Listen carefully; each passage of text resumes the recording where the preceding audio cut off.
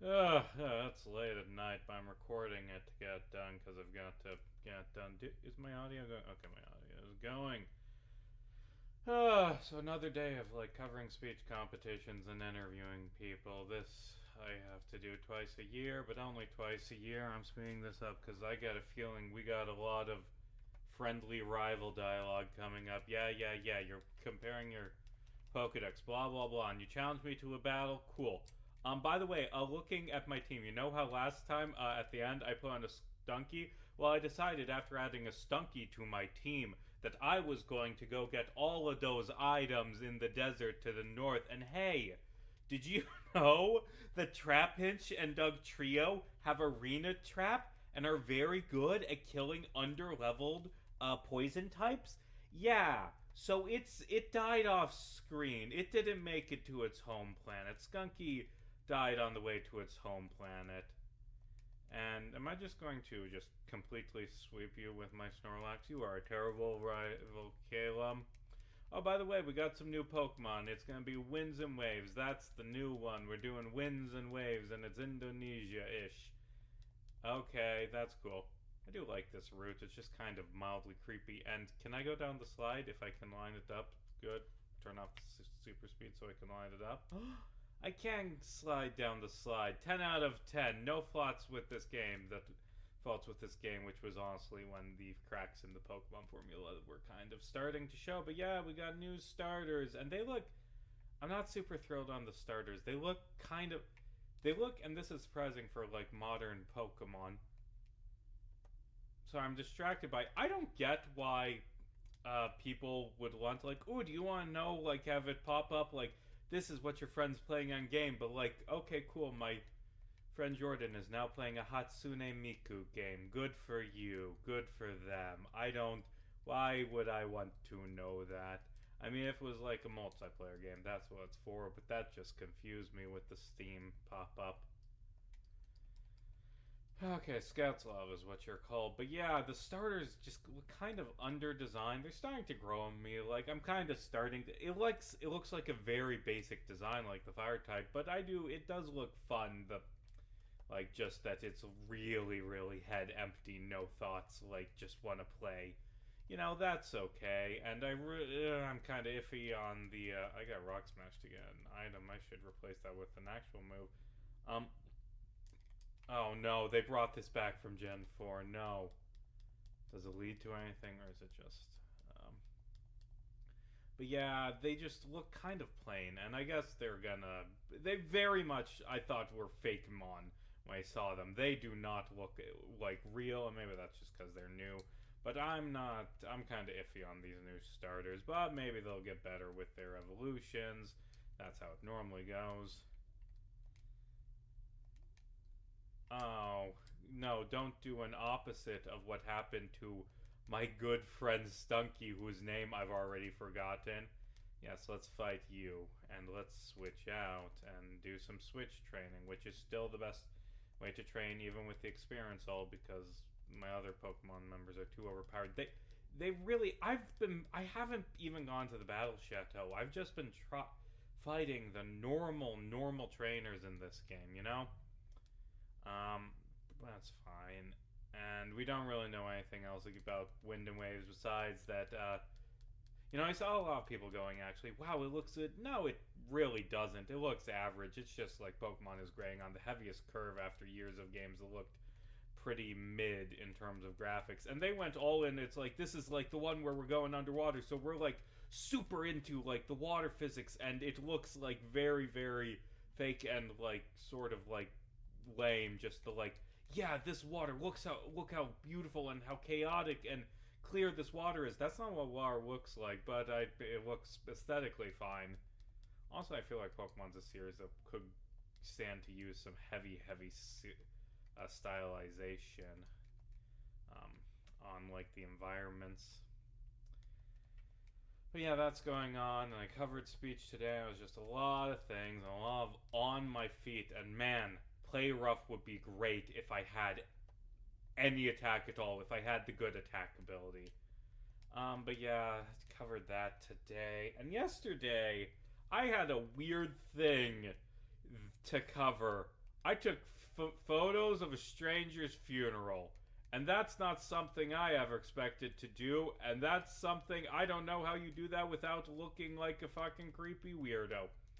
So so the explanation is that there's this local guy, very old man, who was in the military for 6 months, or he was in the army from April 1959 to October 1959, and then he was in the National Guard for a few years. That's his military service, and I'm bringing it up because people are going to make that a big deal. So this guy, he only has one relative who's his brother, who lives in a different state and is old and sickly and could not come to his funeral.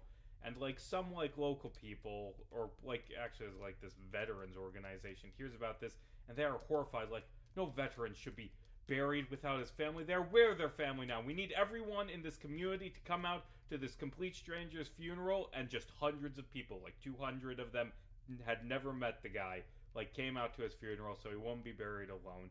And you know, I feel like it's fine. Like, oh, to the dead, like do something good and kind for someone else. It's just, it weirded me out, all this focus on, and I've gone so goddamn sick of like all the like veteran fetishization in this country. That like this man was an American hero who kept us free. He was in the military. He was in the army for 6 months while we were at peacetime. No, he didn't. No, he didn't. He did not. I mean, if he was during like Vietnam, he wouldn't have either. But he definitely didn't. Like, he was a hero for those 6 months. Are you sure? Like, God, it's just the fucking cult rituals. Like, there were a bunch of biker groups down. Like, this man's our brother. This man's a great American hero, and he deserves respect. Why? What did he do that was heroic? It's just like, when in this like era where it's like, man, this man kept us free. We very much were not free. The U.S. was very much this horrible authoritarian apartheid state where black people got arrested for drinking from the wrong water fountain. Like, that is what the U.S. was like. Fuck you. This game takes place in France, so I'm not tipping. Screw you. Like, I don't get what is heroic and like praiseworthy about this guy. Like, go to the funeral of a man who doesn't have any family so he isn't buried alone. That I get. That's very good. That I don't mind. It's just they wouldn't do it if he hadn't been a soldier, is the thing. Like, there's this other thing. Like, in the county that I live, there's like this service that does clothes shopping. I spent all my money on clothes already, but these clothes are shitty, so I don't care. Maybe the skirt. Can I afford the skirt from beating up those ace trainers? Because I spent all my money on the nice clothes. Actually, I spent most of that money on it's kind of like yellow. No. Actually, I spent most of my money on getting Premier Balls so that I could have spent enough money in Paris to be allowed to buy clothes. Imagine if that was a thing in real life. But yeah, I think it is genuinely dangerous, the amount of military fetishization in this country and the worship of soldiers. And it's not people going to a funeral of a guy because he was a soldier. That's ultimately harmless. But also, Trump bombed Iran this morning. Trump killed Khomeini. We may very well be going to war with Iran, which would kill hundreds of thousands of people. This horrible, horrible, violent thing that very well could result in absolutely no benefit for the people of Iran. Like, I'm a person who's very, very much anti-war, and it's just because, I was born in fucking 1999. My view of the U.S. military is Iraq and Afghanistan. It's spending 20 years fighting a war that kills thousands of people to replace the Taliban with the Taliban. That is how I view the U.S. military. I don't view them as these brave heroes that the people who lived through Vietnam for some reason view the military as. I don't think it's finally you're usable. Like, no, I don't want to war with Iran. And right now, we're going very well, might be going to war with Iran. And like, the thing is, I genuinely think it is not heroic to be in the military right now, or generally everywhere, but anytime, but especially now when we have this fucking, like, just, like, oh, are you fucking kidding me? I lost my Snorlax to a Cleef Key. geez, I thought I could just outpower it. I thought, like, the second power-up punch would do more damage and kill it. Oh. I've got a choice item. Wait. When do I... Oh, Torment. So I just lost my Snorlax, which was by far my best Pokemon, so that's bad, and I gotta go bury it. But yeah, like, if you're in the military now, it's like, I can't imagine, like, the type of person who would just sit down one day and say, man, I love Donald Trump so much, I will kill anyone he tells me to kill. And it's like, no, I'm not fighting for, hey, I'm not fighting for the politicians, I'm just killing the people the politicians tell me to kill, because that's good for the country, and that's freedom. Freedom is when you do whatever the politicians say and kill anyone they tell you to kill. That's what freedom is. I get the if you're in the military, get the fuck out now before you shoot someone. Like, a few months ago, Donald Trump was talking about invading and conquering Canada. Anyone who didn't leave the military after that is just a horrible piece of shit. Well, but I love tyranny. I just love Donald Trump's tyranny so much, I'm gonna kill people for it. Yeah, that's bad. Killing people because you love tyranny is bad. It's bad to be a soldier. I'm gonna get fucking crucified for this. Actually, no one watches these vlogs, so that's whatever. But yeah, I don't think in this era you should be a soldier. I think it is not morally justifiable. Ugh. I was too busy complaining about Donald Trump, and that's what killed my Pokemon. Donald Trump is responsible for this. If you were higher level, your poison would be good. So I guess you don't have a shared type, so you're on the team now. Wait, I got 2 fairy types. That's fine, it's fine. One of them mostly uses water moves. And